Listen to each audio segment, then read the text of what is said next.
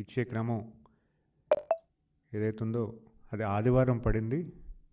Government employees ఆదివారం సెలవు దినం కాబట్టి దాన్ని పెన్షన్ పంపిణీ అనేది పోస్ట్పోన్ చేయకుండా ఒకరోజు ముందే ఇస్తే బాగుంటుందని మన ముఖ్యమంత్రి వారు చంద్రబాబు నాయుడు గారు సూచించారు.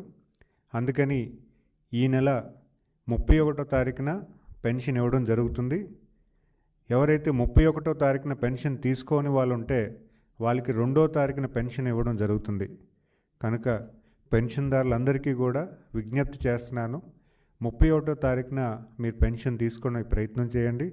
ఒకవేళ లేని పక్షంలో 2వ తారీఖు మీరు పెన్షన్ తీసుకునే అవకాశం ఉంది. ఈ 31, 2వ తారీఖున మీరు పెన్షన్ తీసుకునే పరిస్థితి మీద కల్పించుకోవాల్సిందిగా కోరుకుంటున్నాను.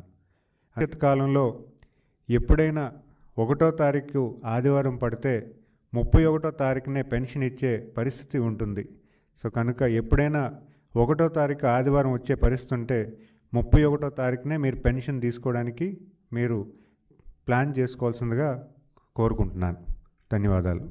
ఈరోజు తెలుగుదేశం పార్టీ ఆఫీస్లో గ్రీవెన్స్ సేకరణ చేయడం జరిగింది. రాష్ట్రం మొత్తం మీద నుంచి పలు గ్రీవెన్స్ మా దృష్టిలోకి వచ్చాయి. ఎక్కువ శాతం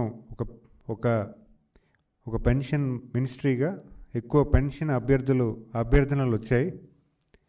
అలాగే కొన్ని రెవెన్యూ అభ్యర్థనలు కూడా వచ్చాయి. సో వాటిని ఎక్సైజ్ చేస్తూ సంబంధిత డిపార్ట్మెంట్స్ పంపించడం జరిగింది. సో ఈ గ్రీవెన్స్ ఏదైతే ఉందో ఇక్కడ వచ్చిన వాళ్ళకి వెంటనే సాల్వ్ చేసే పరిస్థితి సంబంధిత డిపార్ట్మెంట్స్కి అధికారులతో మాట్లాడి దాన్ని సాల్వ్ చేసే ప్రయత్నం కూడా చేస్తున్నామని ఈ వేదిక ద్వారా తెలియజేస్తున్నాను. నమస్కారం.